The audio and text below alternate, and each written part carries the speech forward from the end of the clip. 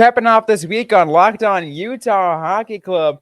New developments are coming out for a new practice facility for the Utah Hockey Club. They got a new ECHL affiliate, and are we starting to hear more details about renovations for the Delta Center in the coming years? All that on today's episode, so be sure to stay locked in.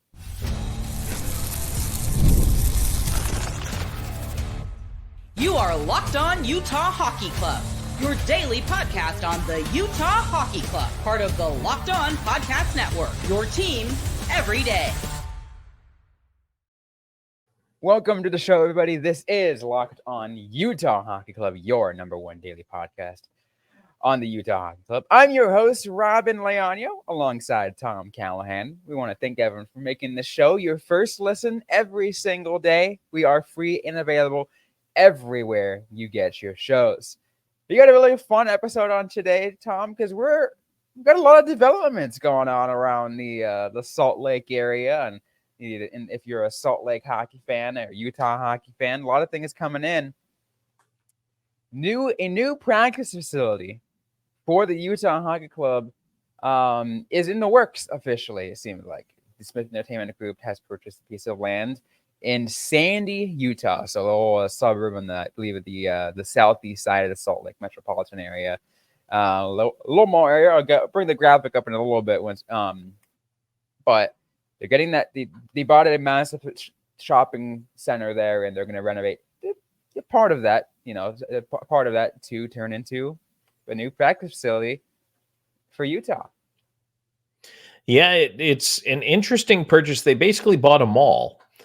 Which, these days malls are not what they used to be. But as you can see, if you're watching on YouTube, and if not, I'll describe it to you. The mall is kind of the shape of a piece of elbow macaroni. And at one end of it is a giant Utah Hockey Club symbol, which is where the practice rink will go. They're also going to put their permanent offices in there. They're going to have minimum two, they say, NHL-sized sheets that will also be available for community use, youth hockey, men's league, etc. Learn to skate, learn to play. So that whole facility, though, they're buying the parking lot surrounding it. For now, the shops are allowed to stay, but the writing's kind of on the wall that in the future they'll need to move. But yeah, they're going to put their offices in there. A lot of teams have been doing this, especially out west. They've been buying parcels of land. They put their practice rink in, and then they put their team offices in where the practice rink is, like the Kings do at El Segundo and a bunch of other teams do. This is exactly what we're seeing Utah do. They're just copying that idea, and to do it, they bought a mall. And here's the interesting thing is, for the size of it, like there was enough room, room for still maybe like some of the shops keep in place for a little bit. It's a massive parcel they just purchased. It's just that it's a pretty decent portion of that is going to be towards, getting those offices in the practice facility. And as you mentioned, those sheets in there, getting all that taken care of, because it is a pretty big undertaking, getting all that under one roof. Yeah, well, it is. And it's I think they said maybe end of 2025 project, at least to get it going.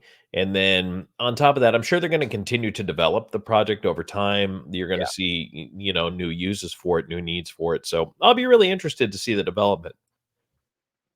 Yeah, we'll definitely have to take a look at it. It will be, it was something to keep an eye out for. I know a lot of you guys are always looking for, to see what the updates are and see where all this is going. I think the biggest thing for me is interesting is we already know. I think they're going to be playing I think they're going to have like a small sheet or somewhere either near Delta Center or wherever or downtown or wherever, at least for the time being. But the fact that a permanent facility is coming in, and slowly but surely they're getting more sheets of ice. I think as I've learned from Jay Stevens when he was on the show, there's Utah already has like so many sheets of ice. The Salt Lake area has so many sheets of ice, just adds even more. It really goes to show, what the state in the city is willing to do to expand the sport of hockey and grow the sport of hockey in the area. Well, we've seen a lot of teams do this in different areas. Dallas has been very successful with this. Even Phoenix was very successful with this.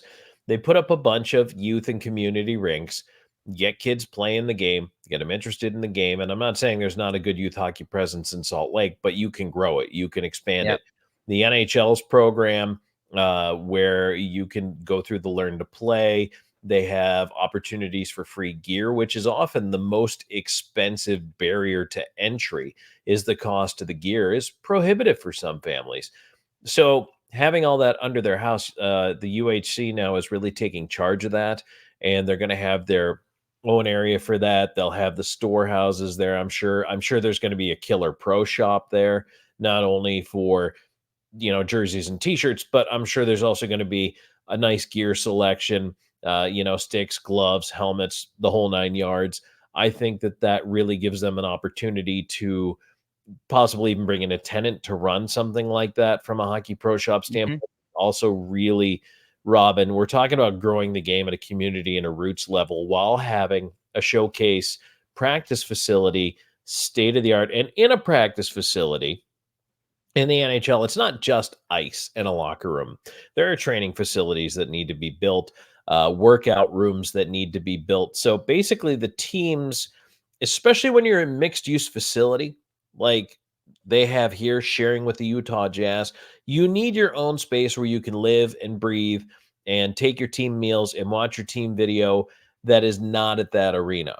You need your gym somewhere else. You need all those things, the ability to have your rehabilitation of players in your own controlled environment. And so that is what this project is going to turn into. There's a lot more to it than just throwing down a couple of rinks, but this is going to be, I think, an incredible step. It's going to be awesome for the town of Sandy and for, the greater Salt Lake population as far as the growth of hockey. I would be shocked if this was the only 2 sheets of ice they put in. I believe they'll do more. Oh yeah, certainly. You would love to see them, put in more. You mentioned what the organizations do, what the NHL does for learn to play, and you mentioned that thing, and I'll say that was kind of one thing that helped me get into hockey, right? With a little bit of help of the Arizona Coyotes at the time, they kind of helped fund the program that I ended up playing for, and I got donated gear that essentially allowed me to, to be able to play despite not really being, not really having the funds to be able to do so. And it really made an entry point for me. So that's kind of really awesome thing. Glad to see that's going to be a thing that you could probably see, going on Utah, especially when this thing comes in. I'd like to see it as that headquarters for the hockey development program, seeing what they can do over there. Whether it's, get the junior Yeti, hopefully it is at that point, right? Or the Lil Yeti. The Lil Yeti. Yeti. The youth Yeti. So whatever it is, right? Whatever it is. Not to mention again the adult programs, right? What kind of adult programs are they going to sponsor? Whatever it might be, it'd be really cool to see so many different inclusion, and seeing the way that they're going to grow the sport, much more than it already has. And again, like you said, not to say it isn't already. Based off the knowledge that I've been getting, it already is really big over there. But this kind of is going to help skyrocket it even more. Well, certainly. When you had the Olympics in there, I'm sure there was a huge bump in the growth after that when you got to see the best in the world playing in that Olympic tournament. And so now we're 20 years on from that. And again, here in another 10 years, you're going to get another chance to see it again. So you're also going to grow towards that, depending on how they treat this practice facility. I didn't actually see plans for numbers of seats.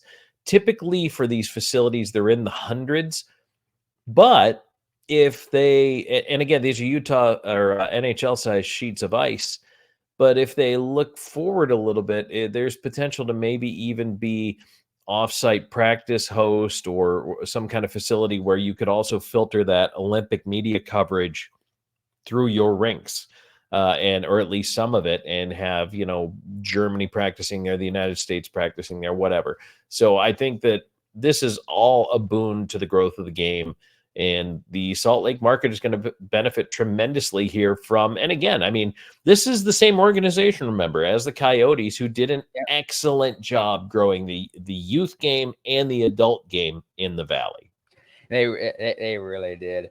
But we'll definitely have to keep an eye out for it. As if there's any more details about it that we know, we'll definitely share it with you guys. But so, this is all as much as we know at this point. But excited, like you said, Tom, exciting for the people, for the people in Sandy to be able to get this new experience coming soon. Exciting for really a lot of people. For hockey and Utah as a whole, really, they're gonna see a whole new boon hopefully coming soon. But what we're gonna do, Tom, is we're gonna keep talking on this episode. Utah has a new minor league affiliate. We're going to talk about that right after this.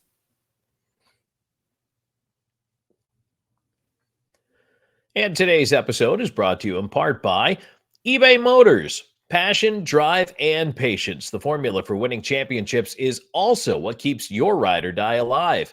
eBay Motors has everything you need to maintain your vehicle and level it up to peak performance. Superchargers, roof racks, exhaust kits, LED headlights, and more. Whether you're into speed, power, or style, eBay Motors has you covered. With over 122 million parts for your number one ride or die, you'll always find exactly what you're looking for. And with eBay Guaranteed Fit, your part is guaranteed to fit your ride every time or your money back. Because with eBay Motors, you're burning rubber, not cash. With all the parts you need at the prices you want, it's easy to make your car the MVP and bring home huge wins. Keep your ride or die alive at ebaymotors.com. Eligible items only. Exclusions apply. eBay Guaranteed Fit only available to U.S. customers. Thanks again, everyone, for making Locked On Utah Hockey Club your first listen every single day.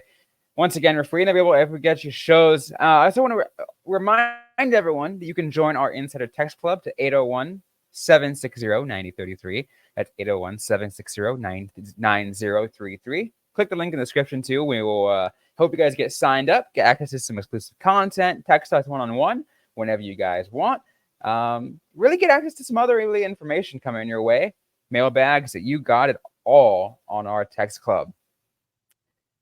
Let's keep going on this episode, though, Tom. Utah Hockey Club earlier this week has officially announced they have a new minor league affiliate for the ECHL, so their secondary affiliate below the Roadrunners, hailing not from Utah yet. We'll talk about that in a little bit. It's from Allen, Texas. They got the Allen Americans as their ECHL affiliate for the 2024-2025 season. A one-year deal, Robin, with Allen. I think it's a bit of what could be called a bridge deal here. I'm also going to be interested, quite honestly, in just the whole minor league future of this Utah organization. What's going to happen with Tucson? Are they even going to stay in Tucson? Will they continue to be aligned after this season as well? Or will one or the other go shopping? There's a lot of what if here for me, but everything's nailed down for this year now. The AHL NHL affiliation is critical. The AHL ECHL one is a nice to have. Now, I know from the ECHL level, and I've worked at all three levels, the ECHL loves to talk about it, but it doesn't necessarily do a whole lot for ECHL teams. It might provide them a player or two, but generally, what that affiliation agreement does is it might get one or two guys an invite to a camp, maybe Utah's main camp, but usually Tucson's camp. You'll get some ECHL guys that are guaranteed appearance at an American Hockey League camp. That's what they want. That's how they'll end up signing an Allen. You get those players. So they will get a chance to get a look there. The other thing is sometimes, and I don't think this is Utah's case whatsoever, but sometimes you do need to stash a goaltender at the ECHL level that you want to get starters minutes. And because in the American Hockey League, it does you no good to have two prospects there that are both considered A-level prospects, because one of them is going to get the bulk of the starts no matter how you slice it. So even though the other guy might not like it, you place him in the ECHL, let him see, 50 appearances in a season and see how that treats him, how he develops in that situation. So that is another advantage to having that there. One of the things that really interests me, Tom, is and former Arizona Coyotes fans, or I should say, those the ones that jumped on over to follow this Utah Hockey Club franchise, that is, know very well about this is that the Arizona Coyotes had they kept bouncing around between ECHL affiliates over the years. It would be Fort Wayne one year, then it would be Norfolk, then it would be Rapid City. Then to go back to Fort Wayne, it'd be Springfield, and it's all over. To me, I'm just all right, let's can you let's be a little more stable? I know in the ECHL, it's not always that way. But maybe after this bridge deal with Allen Americans, and they can finally something more official later on, as my hope, kind of have your official, a stable affiliate system from the AHL down to the ECHL. So we know, all right, these are where they're going to be. I'll say I think stability at the ECHL level is overrated just because of this. Every organization is run so differently. A lot of times the American League organizations are either owned or co-owned by their parents. In this case, they're not. Mm-hmm. Tucson is still owned by the Maruellos, but there's an expectation and there's been a working agreement there for several years already between these teams. So there's not going to be any kind of break in continuity. With the ECHL, I think guys are where they are, to be honest with you. I think you don't even necessarily need an affiliation because ECHL teams are always willing to take players that you can send them that have an NHL draft pick pedigree. To them, that sells their tickets. To them, they are selling you stars of tomorrow. That is what they're advertising. So teams will take those players. And if you happen to find a local fit for a guy, great. I would not be shocked, Robin, if there came a moment where Tucson might be traveling east. They need a guy to get in a rehab start or two, and they might loan him to the Grizzlies to get 2 games in on a weekend and then bring them back up. Things like that could happen as well. There is a lot to be said for proximity. But for this year, as long as the organization is well run internally, that is more my concern with an ECHL franchise than anything else.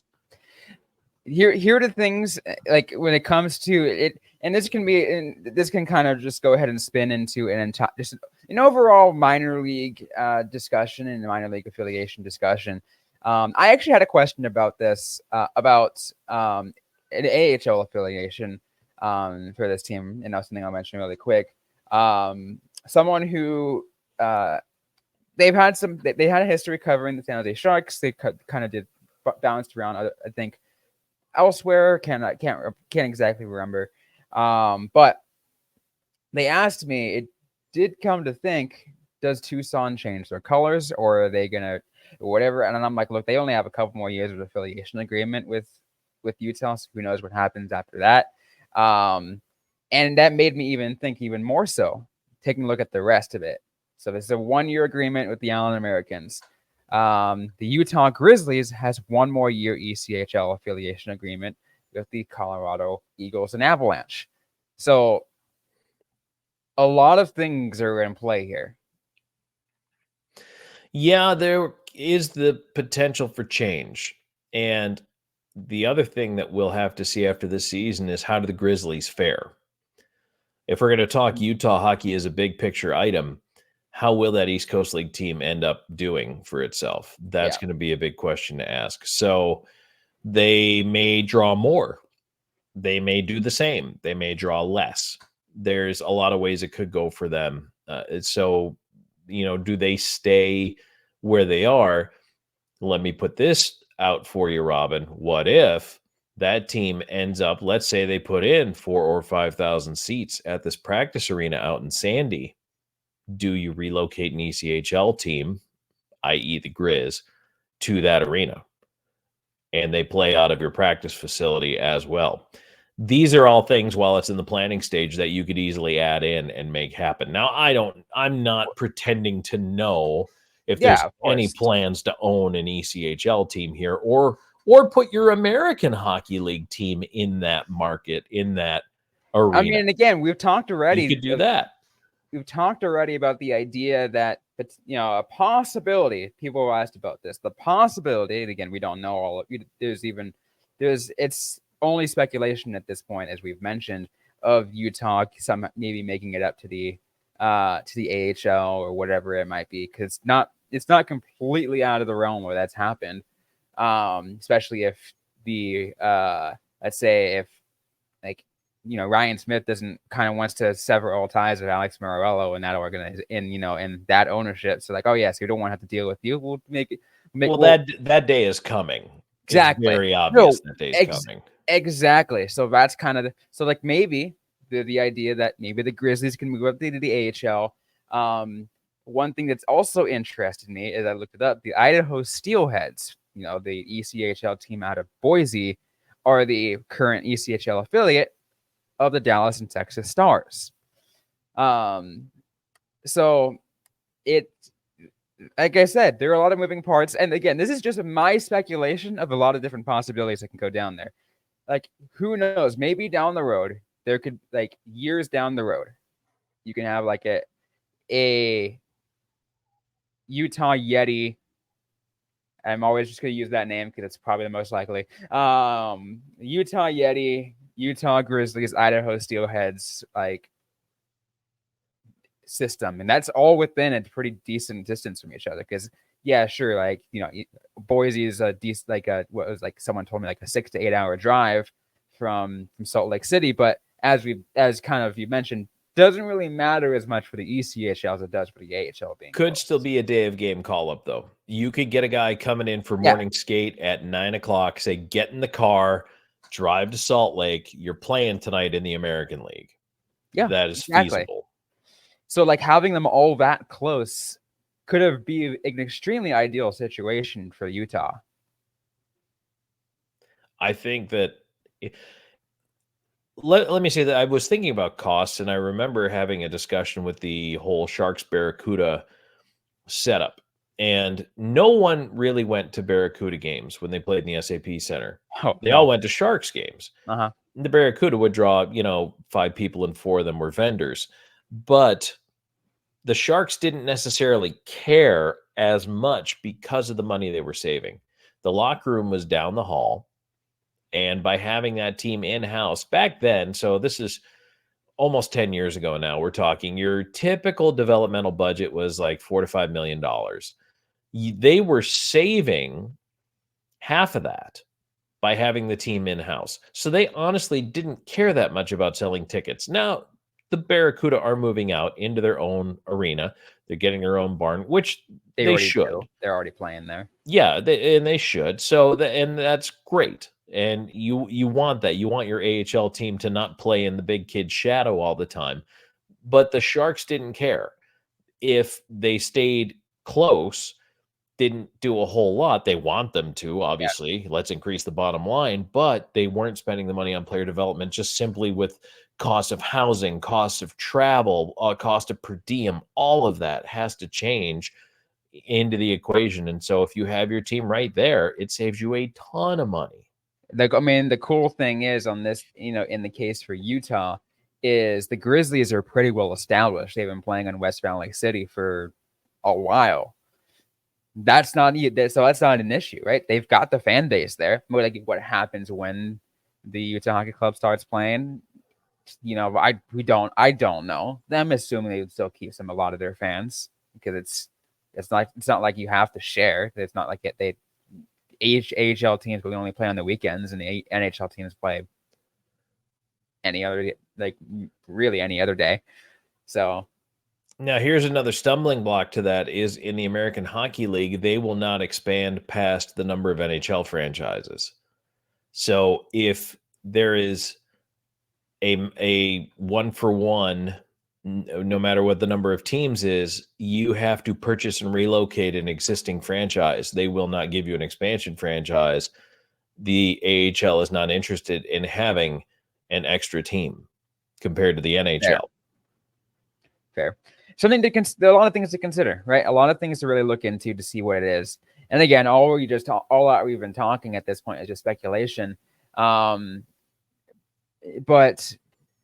to kind of wrap up the point, going back to the original point of it all is, you can be excited about the All Americans being an ECHL affiliate. I think they have a decent history, and it's a really good thing to have. And again, for the first year under this under the new franchise, so to speak, to have an ECHL team, to kind of know you could have another team to follow and say, all right, who are the guys playing who are under a Utah contract in Allen? Who we'll definitely have to keep an eye out for that. And Allen does have a winning pedigree. They've won a couple of Kelly Cups, so I mean they do have a successful history. Didn't they have like a back-to-back Kelly Cup a few years ago, like almost a decade ago? Yeah, I was gonna say it was a while ago, but yeah, but they've have that. They do have that pedigree, so definitely something to say. Hey, you got a little championship pedigree there. There you go. What we're gonna do though is we are going to wrap up our thoughts. We're gonna talk about some potential details surrounding the Delta Center renovations that we might have heard about. We'll talk about that right after this. And today's episode is brought to you by FanDuel. I love sports. I love them so much. I never want them to stop. But as the playoffs wind down, we get fewer games, and the sports aren't sportsing like I want them to. But FanDuel lets me keep the sports going whenever I want. All I have to do is open up the app and dream up bets anytime I'm in the mood. And this summer, FanDuel is hooking up all customers with boosts or bonus daily. That's right. There's something for everybody every day, all summer long. So head over to FanDuel.com and start making the most out of your summer. FanDuel, official sports betting partner of Major League Baseball.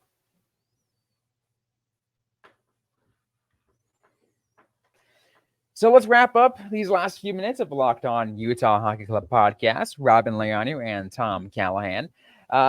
One of the things that happened the other day, Tom, is Bill Armstrong went onto a radio show in Canada. I think TSN radio show in Canada. Kind of talked about what's coming up for the Utah Hockey Club. One of the things that came up is talking about the upcoming renovations for Delta Center. We've talked about it enough on the show already. There's probably going to be some more details coming out soon about it, a bit specifically on whether or not it's actually going to get approved or not. But one of the things that Bill Armstrong said on there, something that we're hearing for the first time, is really exactly what they're looking to get into it and to get into all of that. And I retweeted on the app formerly known as Twitter. From this is a reporter who works for KU TV in Salt Lake. So he actually listened to the radio show and kind of dug out the details that I was able to read out. Essentially, this is what Bill Armstrong said on the show. What they're going to do, Tom, says they're going to take out both ends, one each summer, and they're going to rip the ends out and put what they call a wall of sound, which is basically a straight up seating section. Said it's going to be incredible on both ends. Armstrong also mentioned the floor is going to be, quote, moved up to take away from obstructed views. This reminds me just a little bit of the old Maple Leaf Gardens. When you first started describing that, in my head, I thought of that and I thought of Phillips Arena in Atlanta, and I'll explain both. First of all, the way Maple Leaf Gardens was built, the seats swept up extremely high on both sides, but in the ends, it was kind of crazy. You walked in off the street, and 30 feet in front of you, there was an NHL goaltender in net, and you could see through a set of double doors right to the ice surface. It was kind of a really uniquely constructed building. There was a mezzanine that was constructed up over top of one of the nets, and actually, I believe it was over both ends by the time the old girl was done. and you could sit very closely, very intimately, and watch those hockey games. Now, if they're talking about stacking those types of setups vertically, that's where my mind leaps to the Phillips Arena setup. So when the Atlanta Thrashers were in the league and I was with Nashville, we used to go in there, and Phillips was very unique in that, for the most part, instead of your typical oval with suites all the way around, halfway up, and then all the way up another ring, they had a wall on one side. So they had an entire lower bowl, a 100 level of seats, and then it turned into a C shape. And it was basically 3/4 of a bowl, but then on the one side, it was a straight up wall over the 100 level section that included all of the suites, the press box, the broadcast locations, and everything, so that it was literally tiered vertically and you remained in close proximity to the ice. It was one of my favorite places to call a game because you felt like you were on top of things. It was a fantastic view. It was a really cool and very innovative idea. And so my mind kind of goes to that. I don't know if there's pictures. I'm sure there's pictures of it online. But if you Google Atlanta Thrashers and Phillips Arena, look at some crowd shots, or maybe even there's some interior bowl shots, you'll see what I'm talking about. And that's kind of what came to mind when you said they were thinking about stacking that. I think it'd be really cool. I was trying to think of some other explanations too. Like I remember hearing there was an NHL Network show a while back ago. Like, what was that show? The little, like, they were like the NHL Network does like the little their countdowns, right? It was, the top 30 or whatever, the top 15, whatever it was, right? I think it was top 10 countdowns. Top 10. This was like top 10 hardest places to play in the NHL. And one of the ones that came up, that was a few of the ones that came up, and I think they mentioned it based off like, and I remember this specifically because I for some reason I have a really decent memory. I can actually remember what was talked about for some of them. It was like 3 arenas that had like close to vertical seating or near vertical seating that kind of stacked and made it really loud. One was the Spectrum in Philadelphia, the old Spectrum. 2, the old Madhouse on Madison in Chicago. And 3, the old Montreal Forum. Again, those are all old arenas, but Right. they were told to be that vertical, the way it was built, the sound would just funnel down and it would make it really loud. There's only one stadium, I think. There's a few stadiums nowadays that still have like really steep seating. The SAP Center, it's pretty steep, but it's not vertical seating.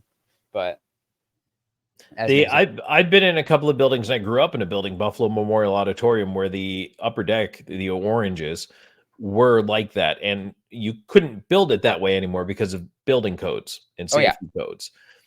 But the coolest building, as far as you want to talk about vertical seating, Hershey Park Arena is crazy, because when you're sitting in your seat, the knees of the person sitting behind you are at your head level.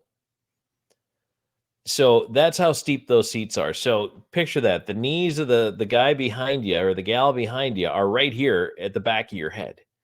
It was unbelievable, but boy, there was not a bad seat in the place.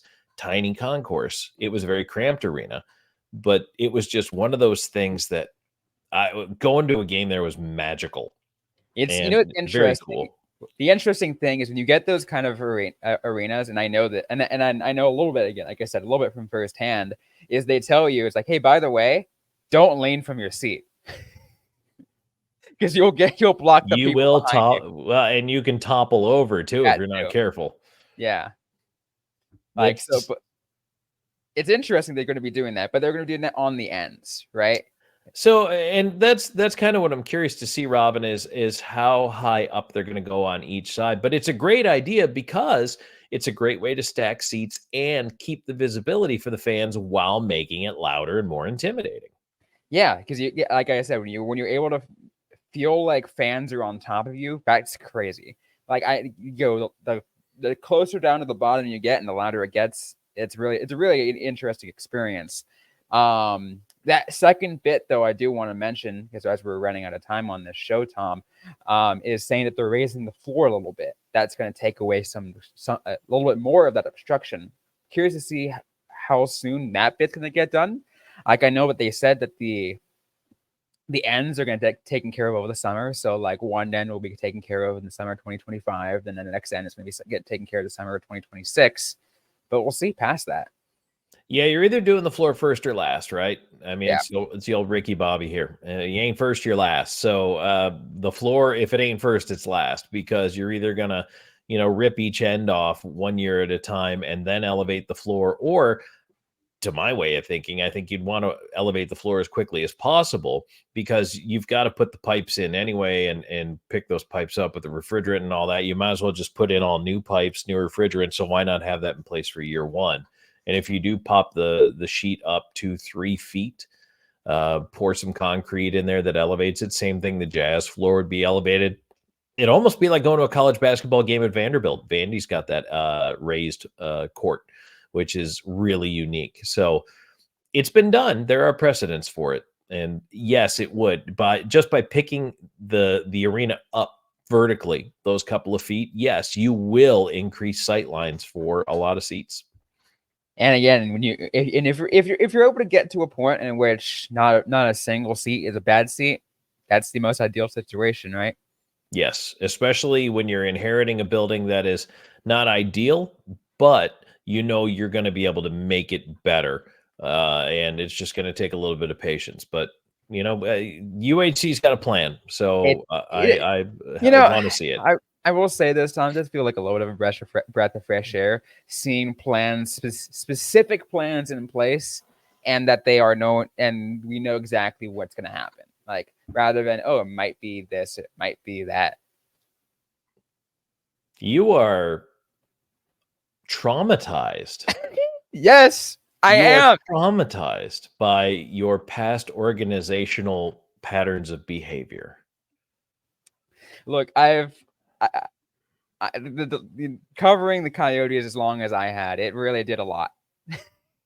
It was something else. You see how I looked last summer. Felt like I was taking some years off me. And if you're a Coyotes fan listening to this show, nothing against the team. Like I said, nothing against. Like, I love covering the Coyotes, but that aspect of it took years off my life. The arena aspect took so many years off my life. I was gone by then, but I was before the Mariuello sale. As a matter of fact, one of the reasons why I wasn't there anymore was because they were going through that sale, and I was one of the people that got let go in that whole turnover. So when I left, it was, the ownership as it was tumultuous. There were like 4 or 5 different owners, which is never good. There's always a power struggle. Everybody thinks they should be in charge. It wasn't going all that well. And then, they end up selling, and it's been difficult for so long. And I feel so bad for Arizona hockey fans that I would just like whatever the next solution is to be agreeable to everyone. Yeah, absolutely. And I'd like to see it as soon as possible. I mean, we'll see how long it takes, but probably gonna take a while. But I'd like this. I want to see hockey back in Arizona sooner rather than later. I agree. But that's going to be it for today's episode of the Locked On Utah Hockey Club podcast. If you like what you heard, don't forget to leave a review, like, comment, subscribe if you have yet to already. We're available everywhere you get your shows, including YouTube, and ad-free on Amazon Music for our Amazon Prime subscribers.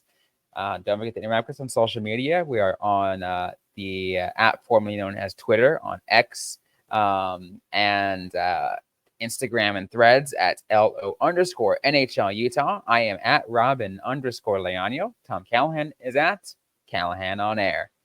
Thanks again, everyone, for listening, and we'll see you guys next time.